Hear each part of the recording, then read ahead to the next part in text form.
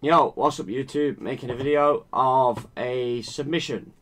So we're doing a PSA submission, and I think this is probably going to be my last submission of the year, just because unless I sell something and I get some money back, I'm just going to I just don't want to build up too much stuff and just not be able to sell it and get no money out of it.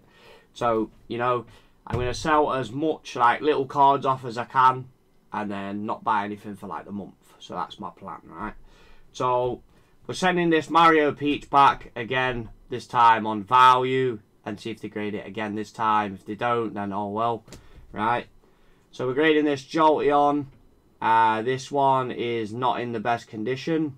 I reckon this one's probably like a 6, just because it's off center and it's got a bit of wear on it. But we'll see if it comes back any higher than that. So, you know, these cards did go up I mean, in 2008 when these were released, man, the price of them now, I think like 40-50 quid a card. So you it's not too bad, alright?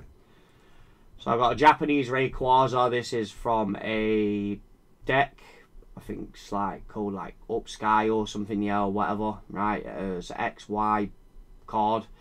I think somebody would probably buy this. So I've got a Karen, right, which is got the fan favorite, one of the fan favorite Eevee cards on, and this is a Worlds promo from 2017. I'm grading a can of sparkling water, yeah, Evo soda.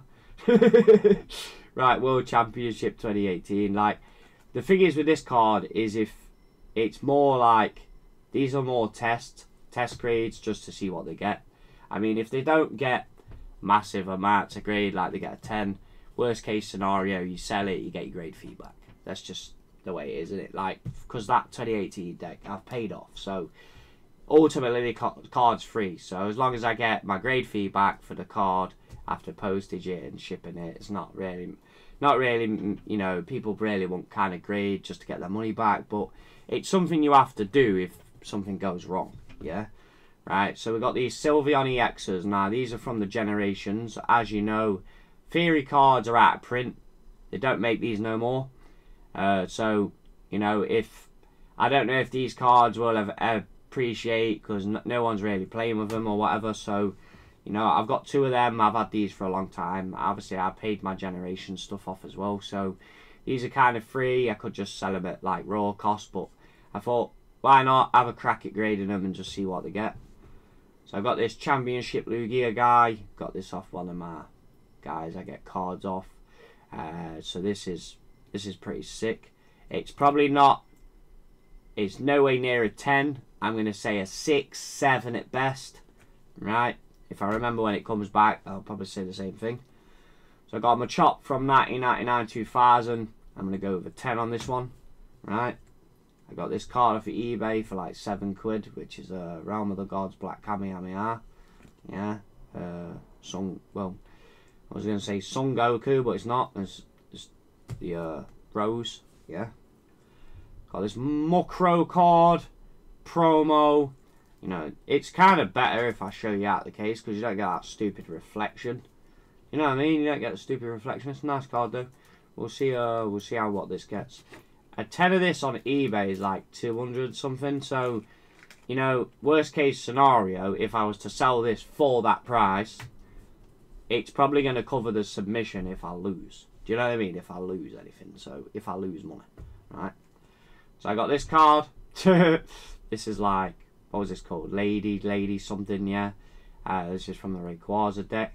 Right? So, this is first edition. Obviously, I know these guys are collecting a lot of these women cards, so, you know, it's weird stuff, so basically grading that. I've got a Conchorn, which is from Magic. I'm going to grade one of these with PSA and see what this one gets. I'm reckoning this one's probably going to get an 8. Which is not too bad. Might even come back a 9, but we'll see. I'm just hoping, is this one a genuine one, yeah? Because there was fakes of this card as well. Do you know what I mean? So I don't know if this, I'm unsure about these. They do feel thick, so should be a real card. Yeah, I reckon it's a real card, right? So Let's hope it's a real card. You know, I'm not too sure on these old magic cards, yeah? So let's just hope it's a real card, right? Otherwise, we're going to throw another, like, 15, 10, 12, 13, 14 quid down the drain, yeah? So, we got this Rayquaza EX, right? XY, this is another one. I graded one of these a long time ago with that Tree Frog company, right?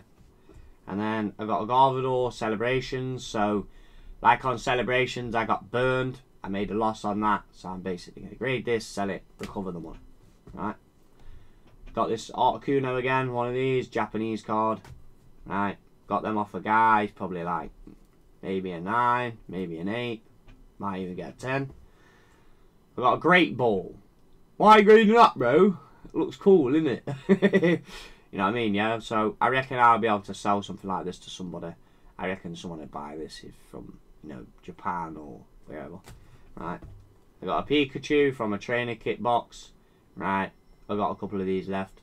I reckon this one will get a 10. So, I'm grading that. Right, I got a Mew Promo 40. I graded one of these. I've got one more. Got one more left. So, the last one got a 7. I reckon this one might scrape at 8. Maybe.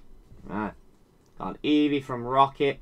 This is like, Eevee is you know, one of them fan favourite cards, so I reckon I'll be able to shift this no matter what. Right, I got this. This is a legend box from Undaunted L2. So it's a weird looking card, probably like you say. We're doing a strategy of grading Japanese cards, right? Japanese, English, but cards that are going to be 10s, because collectors buy 10s. No one seems to want a Wigglytuff 6, you know, or a Charizard 7. No one wants that. They all want this 10, 10, 10. The craze behind 10s is just stupid. So that's why you can see why I get kind of irritated with it. But, you know, Divine Restraint, I got this out of a Realm of the Gods. Like, I paid like 40 quid for that. So, for 4 boosters. So, hopefully I can basically grade this, sell it, get my money back, and then keep the card that I actually got out of the pack. Yeah. Peerless Fusion Gogeta. Right. Second copy of these, what I pulled up from the box off cam. Right. And grading that one. And then I've got, I think this is called like El Catty Summit. I wrote it down a minute ago, yeah. To input it, yeah. Right. 10 of 10 from so and so deck. I've seen it. I've got it on eBay. I checked it on eBay as well, yeah. And I got a Mimikyu. So this is just a 25 card submission. It's nothing big, but last time I did like what 74, like a grand.